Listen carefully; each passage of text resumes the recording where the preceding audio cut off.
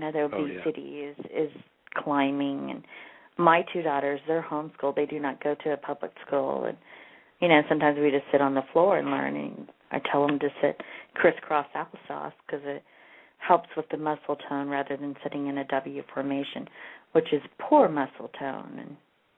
And that's something I work on with my children. They have good posture.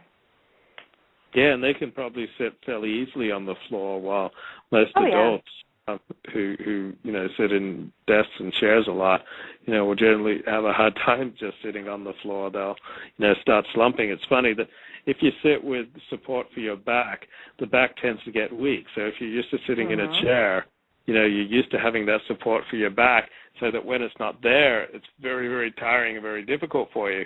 So you demand that back support, which in turn makes your back more weak. So it's a really vicious cycle. So most adults cannot sit, comfortably just sitting on the floor because they need that back support because their back muscles have grown so weak. Mhm. Oh, I agree with you. I do. I have my muscle problems. What were you going to say, Debbie? I was just going to say a lot of people don't know this. I think some people do, but I don't sit in a chair. I sit what we call Indian style. I sit on a bench, Splash, a bench that's sort of you would imagine an old movie star, it's called a chaise, the antique. Oh, a chaise lounge. Exactly. But those are so nice. Mm-hmm. I'm sitting with it horizontal to my desk, and I'm sitting with my legs are crossed in an Indian style, and it helps me to sit up straight more and just sort of remind myself, because I've never really thought about it the way you said that, Luke, but it is true that if we sit in a desk, that's sort of just a cheater's way of we get sort of used to that being like a crutch almost, and it helps me more to have to use my own muscles to hold myself up, and I've never. Yes, that's so much more healthy for you. Well, when he was speaking, I kept up. The movie WALL-E, where they're in the chase lounges that are floating in the air and they don't walk and they do not use their muscles. Yeah, maybe that's the same way we've fallen into that rut already. Or do you know that movie WALL-E that I'm talking about? Yeah. Is WALL-E is he like a little? It's a Disney movie. Yeah. Where something? What is he? He chases this female robot because she's got the plant and right. Okay. It's Earth has become toxic. They left for 6,000 years, and they're on this continuous vacation, and everything's done for them, and they have no muscle tone because they don't move, they don't walk. Wow. That's amazing. I don't think I've ever watched it, but I've seen bits and pieces of it. But I was going to ask Luke something now, and I forgot what it was. Okay, so basically this is what I'm getting, that the Alexander technique is more about taking something away. Can you give me 3 examples, at least, of what you would teach somebody to take away? Because I think I'm a little bit fuzzy on what we're looking at here. But if you could clarify to sort of spike our interest with this a little bit more. And like I said, your website is, tell me again the website, please. Yeah, the website is alexander90210.com. Now, so what are some examples of things that we take away? Well, one of probably the biggest thing that we take away is living in reaction. So living in response is great, but living in reaction stinks. So if you're constantly getting triggered, if you're just constantly reacting to stimuli, be it a family member or a work situation or the traffic or whatever's the stimulus, and you're just firing off unthinking responses, we want to stop that. So I'm constantly stopping my students. Stop and say no. Stop and say no. Think your directions. Free your neck. Think about your head gently floating forward and up.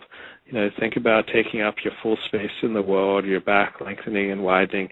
And then once you think about your directions and your good use of yourself, then go ahead and think about a response and then act in response. But don't live in reaction. Living in reaction is just really bad because it's unthinking, and it's just primal, and you're just firing off, and it rarely serves you. So stop living in reaction. Instead, stop, consider your directions, consider your response, and then live in response. So that's probably the biggest thing that I try to teach my students, is to just stop and to think about what they're doing. It's like I'm trying to install software on their brains. So this is cognitively directed. It's cognitively directed movement. So you don't have to think about Alexander technique, all your waking hours. But if 3 or 4 times a day you can think about what you're doing for a minute, to stop, pause, and go, I notice that I'm holding my shoulders up higher than they need to, or I notice I'm not really using my knees and I'm not bending at my joints, but then I'm trying to hinge in the middle of my back, which is not meant to a place to hinge for. So, or I'm really holding with my ankles, or I've got holding a lot of tension in my face. Maybe I can just let that go. So those are some of the things that I tell them. Also, I try to get all my students to do something called active rest, or lying in semi-supine. So that's where you have your head supported, so the head's neither tilting back nor forward, and you're lying on your back, and the knees are up, and that simply gives you an opportunity for the back to unlock, and you kind of let go of all the postures that you've been putting yourself through, and all the way you've been holding yourself and pulling down and tensing, and you can just start to let that go. And if you'll do that for 10, 15 minutes a day, it's a great opportunity to let go of unnecessary tension, unnecessary compression, take your full space in the world, and then get up and lead your life. I love that. Take your full space in the world. I love that. Isn't that great? That's take your space in life. You have a really nice attitude on it. I'm intrigued. I'm very much intrigued. Now, do you teach this I'm assuming you teach this in person, is that right? Yes, I primarily teach this one-on-one. It can be taught in groups, but normally I'll teach this one-on-one, and I'll often do some walking, and I'll just have the person walk, and I'll say, okay, well, do you notice that you're kind of tilting to one side, or one shoulder's an inch higher than the other, and kind of let them know about some of their habits with walking. Then I'll give them a stool and just see what happens as they stand up and sit down, and notice how they, may tip their head back or compress their torso. We may just do some talking, and I'll see, what are their speech habits, where are they tightening or compressing unnecessarily. A lot of people carry a tremendous tension in their face. And I say, wow, you're really tensing your forehead. Can you let that go? Or so many people just have really tight jaws. So I'll say the word Boston slowly. Just say Boston, Boston, and see where that leaves your lower jaw. That's probably the ideal physiologic rest position.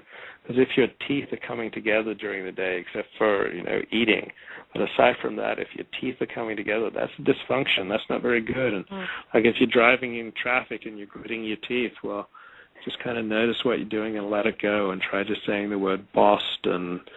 Let the lower jaw fall down and away, and find its ideal physiologic rest position.